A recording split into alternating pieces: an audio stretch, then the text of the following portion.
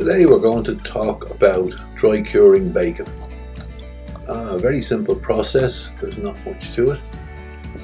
You take your pork, you add your curing salt, you massage the salt into the pork, you leave it for about 5 or 6 days. So first start out with a plastic tray. Don't use a metal tray, use glass or plastic, but plastic is the handiest, probably the cheapest. The curing salt reacts with metal, so we won't use that. Rub it well in, find all the crevices and cracks, make sure it's well covered. If you use the right amount, it won't be over salty.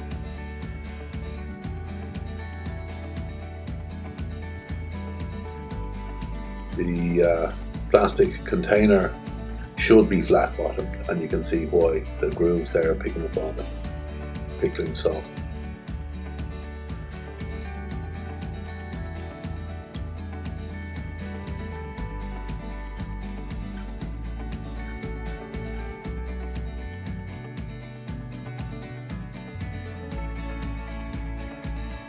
Now, you put the pork into your vacuum bag and you leave it in the fridge for a week. You turn it every day and you massage it. After a week or after 6 days, take it out and give it a good rinse to get off any excess salt. Doesn't take long. Good rinse, take off the excess salt, and then dry the pork. My wife let me use this towel because she wasn't happy with it. The colour was all wrong. Why'd she buy it in the first place? I don't know, but anyway, that was fine. It was a clean dry towel, dry everything off, and then hang it for a couple of days in a cool, dry place, not back in the fridge, hanging in the air. And if you're doing this in the summer, use a muslin bag or a muslin cloth around the pork to keep flying insects away.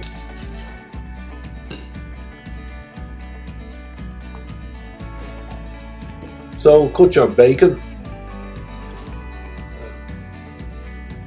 Looks really good, doesn't it?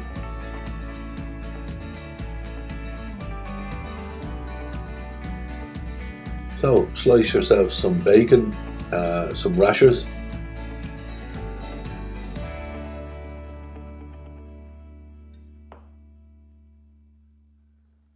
It's hard to get them as thin as the slicer does, but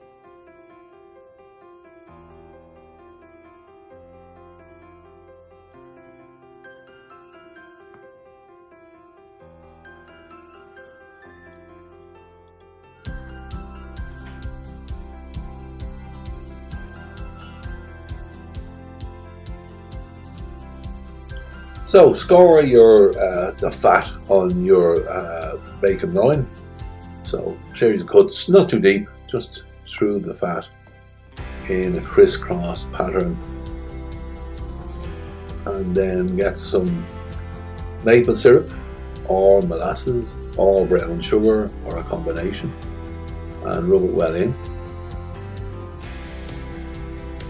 By the way, when you're making your bacon in the first instance, you can add various ingredients. You can add brown sugar to the curing salt, you can add molasses, you could add maple syrup at that stage, and various other ingredients like allspice. But I did it just fairly plain, just curing salt, because I just wanted plain bacon.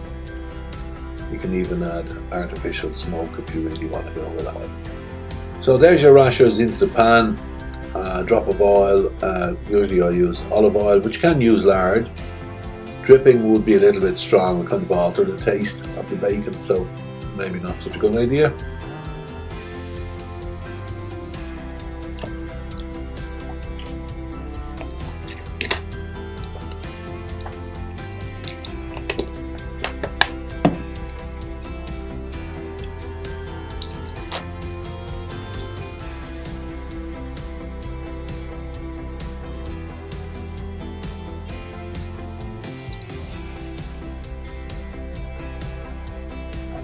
So keep turning your bacon, and you're not getting those pools of white gunge you get from pumped bacon. And if you see the bacon start to curl up, just snip the fatty end fatty side with a scissors. It stops that back strap from curling around with the heat.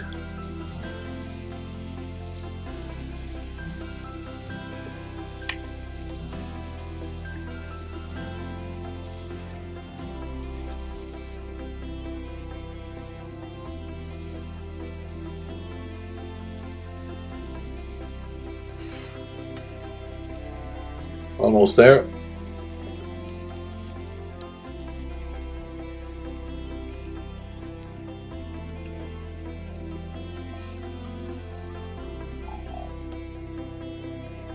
What you need now are a few sausages, a couple of eggs, and some fried bread, black and white pudding. You can keep the hash browns, maybe a few beans, and that's a fabulous breakfast. So slice and enjoy, and that's your bacon rashers. Now this is your line bacon with the maple syrup on it. Wrap in tin foil, put in the oven at 180 degrees Celsius for 75 minutes. You could take the tin foil off for the last 15 minutes. Now, if in this instance it might have been a little bit salty, because baking bacon makes it salty, it brings out the salt. So what I probably would do the next time is I would boil the bacon, or bring the bacon to the boil, throw off the water and start again, and dry it off and then bake it.